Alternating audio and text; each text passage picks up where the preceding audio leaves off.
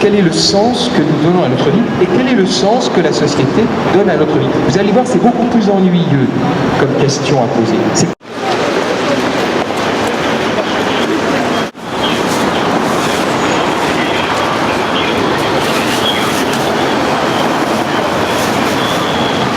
Sortira bien s'il puisse dans sa profonde liberté.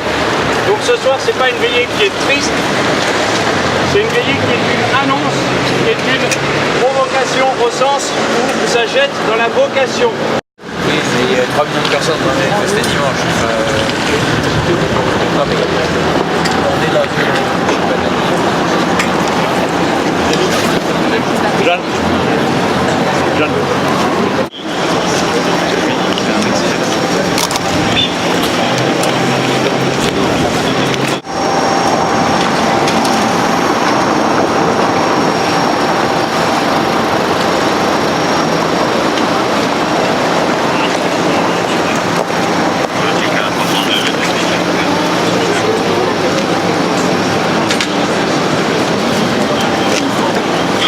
On avait l'impression qu'il n'y avait que sur nous que c'était si injuste et qu'il y avait beaucoup d'autres interventions policières très justes dans notre société. On reconnaissait quand même que leur travail était non seulement nécessaire, mais en plus généralement bien fait. Donc cette veillée, j'aimerais remercier pour leur clémence, pour cette veillée qui va pouvoir se tenir, qui s'adresse aussi à eux, puisqu'elle s'adresse à toute la société. Cet événement est un événement qui est libre, qui n'est pas partisan, qui n'est pas confessionnel, mais qui aura une couleur politique et spirituelle au gré des intervenants qui vont se succéder. Ce soir, il y en a plusieurs. L'actualité a inspiré beaucoup les esprits, posé beaucoup de questions. On n'y répondra pas de manière exhaustive. On a choisi un angle. Cet angle, c'est celui de la liberté et de l'unité. Et un orateur dit, parle-nous de la liberté. Je vous ai vu vous prosterner aux portes de la cité et dans vos foyers, et vous vouer au culte de votre propre liberté. Comme les esclaves qui s'humilient devant un tyran et le loup, alors qu'il les anéantit. Oui, dans le bosquet du temple et dans l'ombre de la citadelle, j'ai vu les plus libres d'entre vous porter leur liberté comme un joug ou des menottes. Bien que ces anneaux scintillent au soleil et éblouissent vos yeux, ce qui vous attire et ce qui vous répugne devient l'entrave d'une plus grande liberté. Khalil Gibran.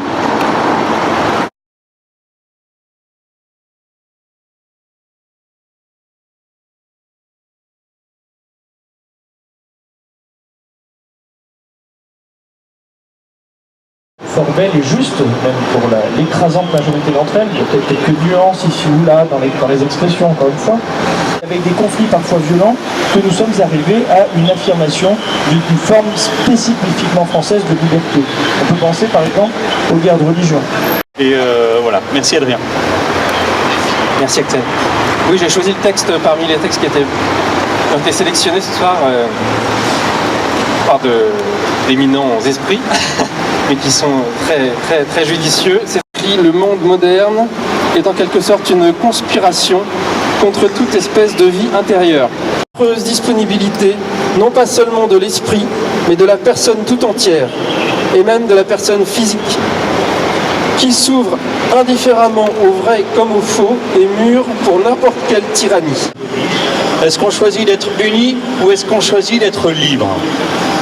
Et c'est là que ce thème nous rattache aux questions qui nous ont fait naître, qui ont fait naître le veilleur, à la loi Taubira.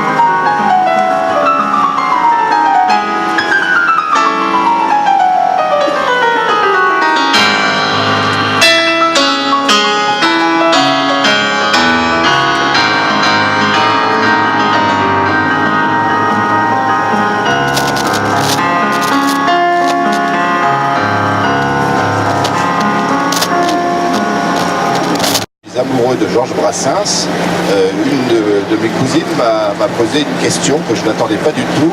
Elle m'a demandé, Guillaume, penses-tu que Georges Brassens aurait été présent à la marche « Je suis Charlie » ? Question difficile, parce que Georges Brassens avait ce côté très anarchiste, bouffeur de curé, qui pouvait le rendre proche de Charlie Hebdo, parce que Georges Brassens maniait bien évidemment la satire, et la satire en poésie, d'une manière très différente de Charlie Hebdo, une satire sociale notamment. Et donc on aurait pu imaginer que l'anard Brassens se rende parmi les centaines de milliers ou millions de personnes qui étaient présentes. Et en même temps, je dis, pour répondre à cette question, pour échafauder une hypothèse, il faut aussi savoir ce qu'il chantait. Et donc je lui ai répondu en reprenant quelques mots de ce qu'il chante dans La Mauvaise Herbe. Et à un moment, il chante « Les hommes sont faits, nous dit-on, pour vivre en bande, comme des moutons. Moi je vis seul et c'est pas demain que je suivrai leur droit chemin. » Et après il explique « Je suis de la mauvaise herbe, braves gens, je pousse en liberté dans les jardins mal fréquentés. » Et il explique aussi que lui, ce n'est pas lui qu'on met en gerbe. Et il veut dire par là, effectivement, que les hommes sont plantés dans des sillons bien organisés de la société et qu'ils poussent à l'appel du semeur après avoir reçu l'eau de la société.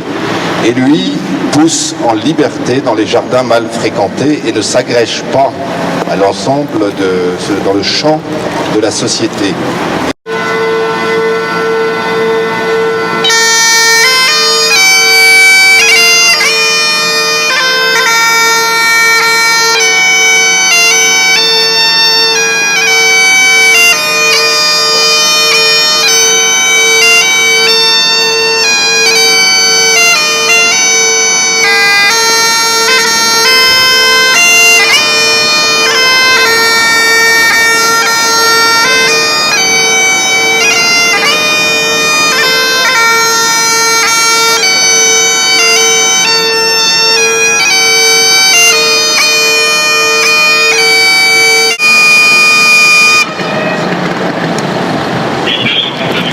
Merci Eric et bravo cette petite suite des veilleurs.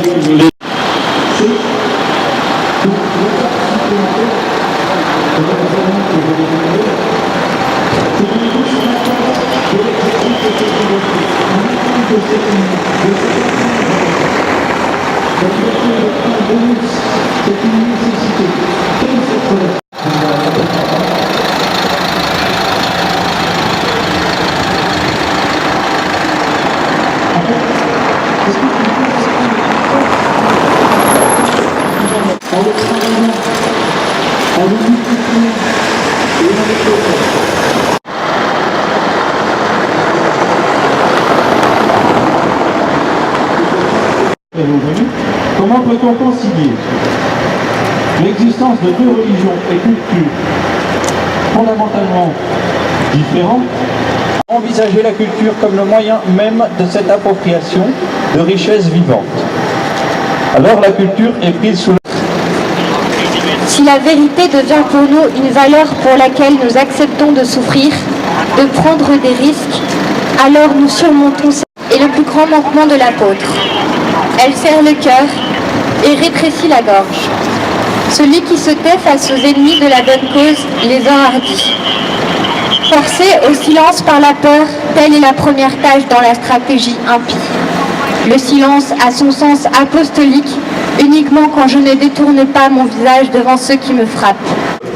Voilà, de manière assez radicale à mon avis, et en tout cas nouvelle. Et donc voilà, si vous avez envie de faire cette petite pause, de marcher un petit peu, échanger entre vous et féliciter aux forces de l'ordre, c'est le moment.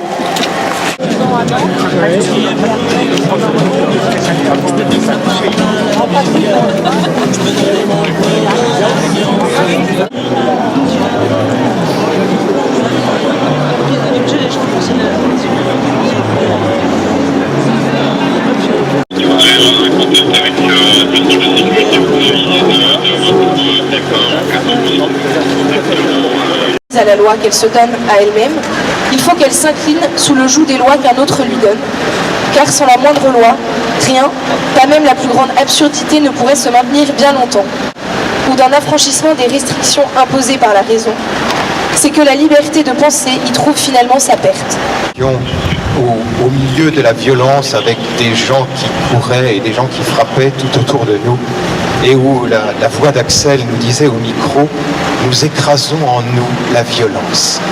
Depuis les Lumières, on est libre. Ah, évidemment, il y en a qui sont encore dans telle ou telle religion, mais on va les aider à être libres. Or, l'idée de liberté est très présente dans la tradition chrétienne la plus ancienne, ne serait-ce que la fameuse phrase « la vérité vous rendra libre », où toutes les fois où il est question de liberté. L'idée m'est venue dans la journée, j'ai essayé d'un petit peu cogiter à cela, après le coup de fil providentiel d'Axel. À certains moments, la foule crie tellement fort, peut-être parce qu'un gladiateur est en train d'en achever un autre, et que c'est un moment particulièrement excitant pour tout le monde. Tout le monde se met à hurler et Alypius ouvre les yeux. Et à ce moment-là, il trouve que le spectacle est intéressant et il se met à hurler avec les autres. Je reviendrai juste sur ce lien entre liberté et vérité. Alors, attention peut-être à cela. Vous voyez, en autant de grands mots, unité, liberté, il y en a d'autres. Soyons justement libres de notre critique et peut-être de chercher la vérité, oui, librement, même si ça peut... Là, la question serait, quel est le sens que nous donnons à notre vie et quel est le sens que la société donne à notre vie? Vous allez voir, c'est beaucoup plus ennuyeux comme question à poser. La philosophie occidentale a été définitivement réalisée et le monde se retrouve dans une cruelle crise spirituelle et dans une impasse politique.